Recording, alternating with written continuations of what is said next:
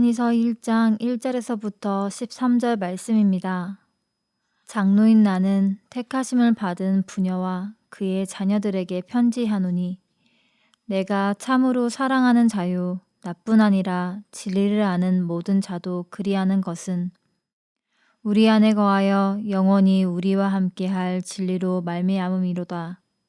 은혜와 긍휼과 평강이 하나님 아버지와 아버지의 아들 예수 그리스도께로부터 진리와 사랑 가운데서 우리와 함께 있으리라. 너희 자녀들 중에 우리가 아버지께 받은 계명대로 진리를 행하는 자를 내가 보니 심히 기쁘도다. 부녀여, 내가 이제 내게 구하노니 서로 사랑하자. 이는 새 계명같이 내게 쓰는 것이 아니요 처음부터 우리가 가진 것이라. 또 사랑은 이것이니 우리가 그 계명을 따라 행하는 것이요 계명은 이것이니 너희가 처음부터 들은 바와 같이 그 가운데서 행하라 하심이라.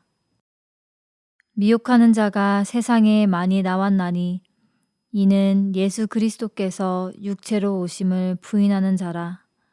이런 자가 미혹하는 자요 적 그리스도니 너희는 스스로 삼가 우리가 일한 것을 잃지 말고 오직 온전한 상을 받으라. 지나쳐 그리스도의 교훈 안에 거하지 아니하는 자는 다 하나님을 모시지 못하되 교훈 안에 거하는 그 사람은 아버지와 아들을 모시느니라.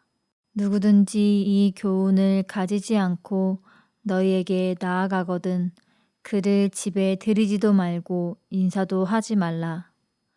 그에게 인사하는 자는 그 악한 일에 참여하는 자임이라. 내가 너희에게 쓸 것이 많으나 종이와 먹으로 쓰기를 원하지 아니하고 오히려 너희에게 가서 대면하여 말하려 하니 이는 너희 기쁨을 충만하게 하려 함이라. 택하심을 받은 내 자매의 자녀들이 내게 문안하느니라. 아멘. 사랑하는 성도 여러분, 만나서 반갑습니다. 오늘 말씀은 성경에서 가장 짧은 책이라고 할 수 있는 요한 2서에 대한 말씀을 가지고 여러분들과 말씀을 나누도록 하겠습니다. 요한 2서가 쓰여질 당시에는 로마의 황제 도미티아누스 그 황제가 그리스도인들을 향해서 많은 박해를 일삼았던 그러한 시기였습니다. 그때 여러 가지 박해로 인해서 예수 그리스도를 떠나고 배교하는 일들이 많이 일어났습니다. 그런데 그러한 사람들 중에 그리스도인을 미혹해서 신앙에서 멀어지게 하고 그리스도에게서 떠나도록 했던 그 수없이 많은 일들에 대해서 교회는 단호하게 대처하지 못하는 그러한 상황이었습니다. 요한은 그러한 교회에 대해서 오늘의 말씀을 써서 보내면서 그러한 이단과 미혹하는 일들에 대해서 당시 교회를 향해서 권면해야 할 필요성을 느끼고 오늘의 서신을 써서 보내게 됩니다. 먼저 1절 말씀 함께 읽어보도록 하겠습니다. 장로인 나는 택하심을 받은 부녀와 그의 자녀들에게 편지하노니 내가 참으로 사랑하는 자요 나뿐 아니라 진리를 아는 모든 자에게도 그리하는 것은. 요한은 스스로를 장로로 소개하면서 택하심을 받은 부녀와 그의 자녀들에게 편지를 하고 있습니다. 택하심을 받은 부녀와 자녀들은 당시 어려움을 피해 작은 가정을 이루어가면서 교회를 세웠던 이 가정교회 구성원들을 의미합니다.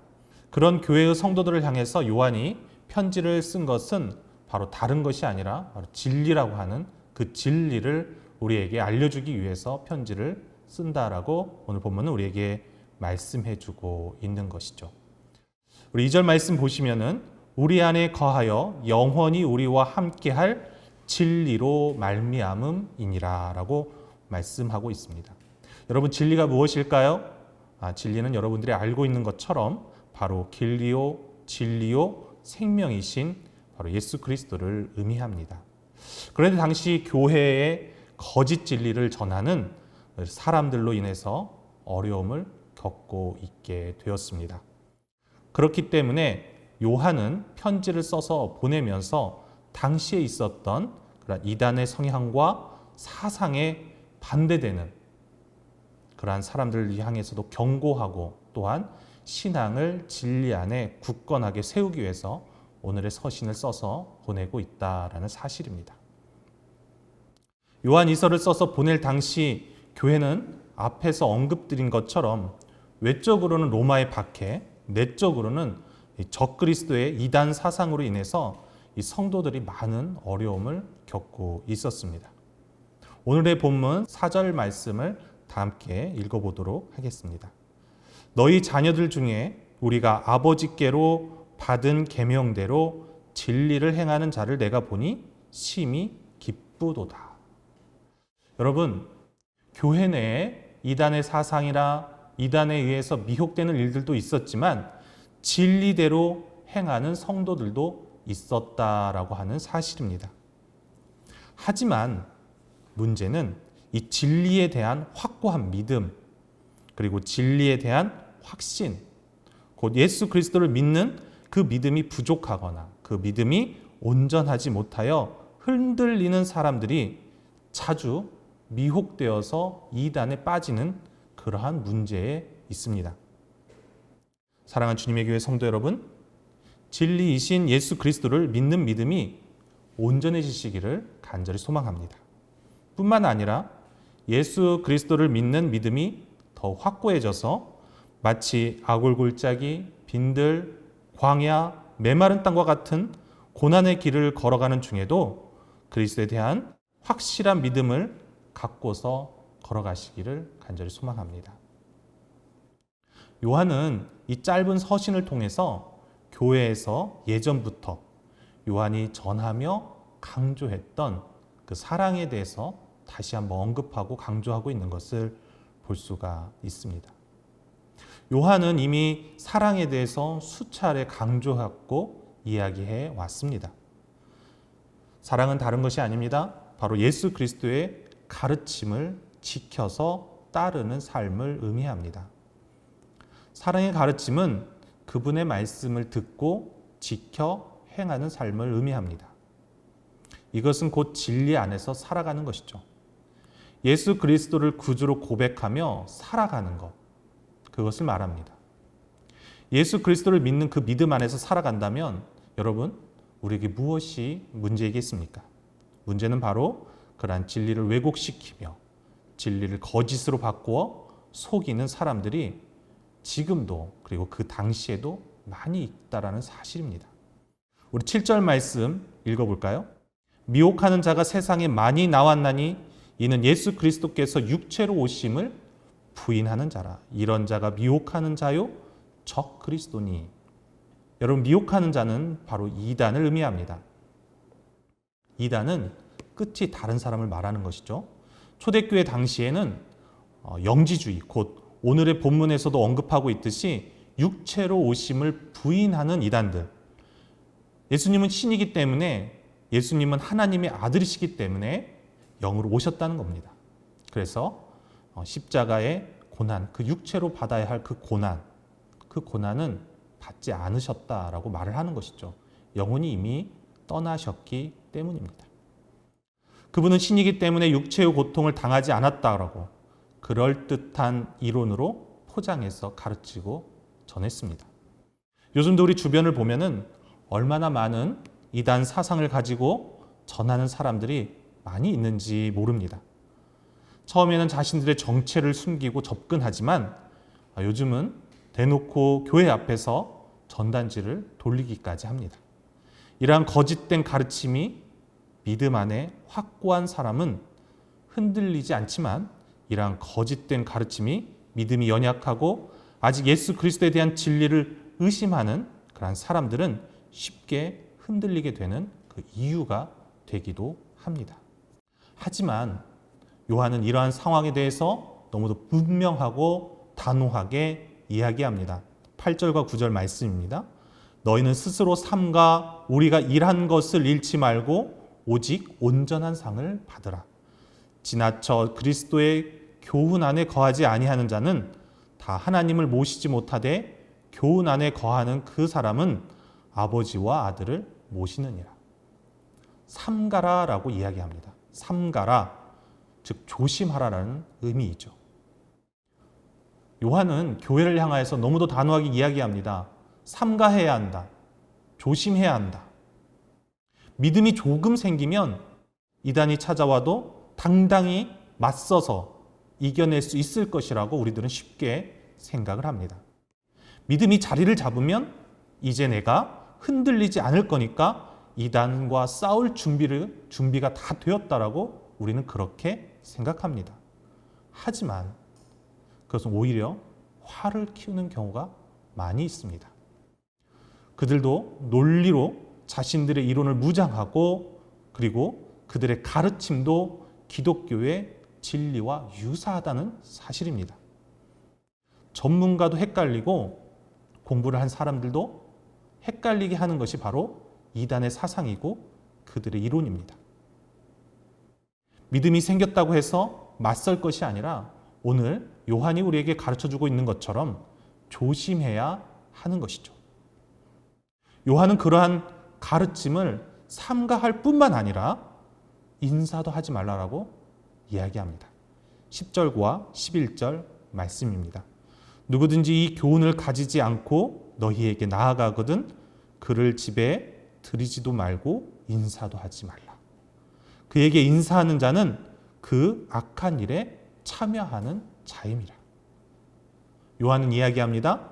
집에 들이지도 말고 인사도 하지 말라. 왜 그럴까요? 진리를 갖고 있지 않은 사람은 그 사람을 집으로 초대하거나 잠깐 이야기할 수 있는 시간을 내어주면 어떻게 될까요? 바로 그들이 말할 수 있는 그 빌미 또는 미혹하고 유혹하고 우리의 올바른 가치를 흐트러뜨리게 할 수 있는 그 빌미를 제공해 주는 것이기 때문입니다. 그래서 그렇게 참여하도록 빌미를 제공하는 것은 같은 악한 일에 참여하는 것이라고까지 요한은 우리에게 말씀하고 있습니다. 성도는 내가 예수 그리스도를 믿는 그 사람으로서 내가 어디에 참여하고 어느 자리에 앉아야 할 것인지 분명하게 알고 있어야 합니다. 오늘의 본문에 등장하는 참여하는 것, 그 참여하는 것을 코이노이아에서 파생된 코이노이네라고 하는 단어를 사용하고 있는 것을 볼 수가 있습니다. 그리스도가 친교를 나누고 사랑하고 섬기며 나누는 것. 그리스도인이 이러한 친교를 나누고 사랑하고 섬기며 나누는 것은 올바른 일입니다. 하지만 어떤 모임에 참여하고 있는지 늘 스스로가 점검하고 조심해야 할 것입니다. 그리스도인의 교제는 신앙을 세워주고 성장시켜 줍니다. 하지만 악한 일에 참여하는 그러한 교제는 그리스도를 왜곡하고 진리를 변질시킵니다. 그러한 곳에 재미삼아 또는 호기심에 참여하면 우리의 신앙과 가치는 점차 조금씩 우리의 영혼이 흐트러지게 될 것입니다. 이것은 삶 전에 그리스도를 믿는 그 믿음의 문제이며 진리의 문제입니다. 여러분의 삶이 진리 안에 거하시게 되기를 간절히 소망합니다. 나는 어느 모임에 참여하기를 힘쓰고 있는지 우리 스스로를 살펴보며 그 믿음의 자리에서 그리스도의 진리 안에서 이웃에 대한 사랑을 실천해 갈 수 있게 되기를 간절히 소망합니다. 요한은 이제 12절과 13절 말씀을 통하여서 우리에게 마지막 인사를 하고 있습니다. 내가 너희에게 쓸 것이 많으나 종이와 먹으로 쓰기를 원하지 아니하고 오히려 너희에게 가서 대면하여 말하려 하니 이는 너희 기쁨을 충만하게 하려 함이라. 택하심을 받은 내 자매의 자녀들이 내게 문안하느니라. 요한은 더 이상 이단과 미혹하는 것에 대해서 쓰기를 원치 않고 직접 마음을 터놓고 이야기를 나누고자 합니다. 그런 힘이 있지만 이단의 문제는 직접 얼굴을 대면하여 보면서 서로가 오해하지 않도록 그렇게 권면하기 위함인 것이죠. 그리고 혹시 믿음이 흔들리는 사람이 있다면 믿음 안에 있도록 가르쳐주기 위해서 이제 요한은 대면하여 보기를 원하고 있습니다. 사랑하는 성도 여러분, 더 확실한 믿음 안에서 살아가며 진리의 자리에 참여하는 우리 귀하고 복된 성도님들 되시기를 간절히 소망합니다. 이 시간 말씀을 기억하며 함께 기도하도록 하겠습니다. 첫 번째는 진리를 믿는 그 믿음이 더욱 확고해질 수 있게 하여 주시고 예수 그리스도를 믿는 그 믿음 안에서 사랑을 실천하게 하옵소서. 두 번째는 이 나라와 민족에 깊이 뿌리내리고 있는 이단과 그들의 사상이 예수 그리스도의 진리 앞에 무릎 꿇게 하여 주시고 오직 예수 그리스도만이 전파되게 하옵소서. 세 번째는 아프가니스탄에 남겨진 믿음의 동역자들과 매일 죽음과 사투를 벌여야 하는 그 땅의 부녀자들과 어린아이들을 주님께서 지켜주시고 보호하여 달라고 우리 이 시간에 함께 기도하도록 하겠습니다.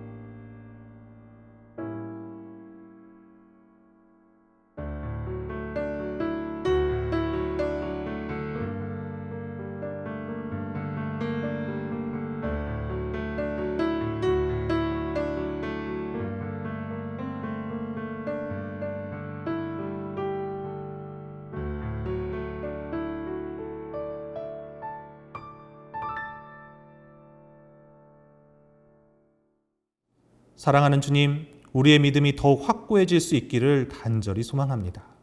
주님, 믿음 안에 거하게 하여 주시고 믿음의 자리에 참여하며 기뻐하는 삶이 되게 하여 주시옵소서. 이 땅의 수많은 거짓 진리들, 그들의 이단들과 그들의 사상들이 더 이상 전파되지 않게 하여 주시고 오직 예수 그리스도의 진리만이 전해질 수 있도록 주님께서 역사하여 주시옵소서. 그리고 저 멀리 아프가니스탄에 남겨진 많은 그리스도인들이 있습니다. 그들을 지켜 보호하여 주시옵소서. 또한 탈레반의 잔인함에 무릎 꿇고 자신을 내주어야만 하는 부녀자들, 그리고 홀로 남겨진 아이들, 주님 그들과 동행하여 주시옵소서. 그들을 하루속히 구원하여 주시옵소서. 예수님의 이름으로 기도합니다.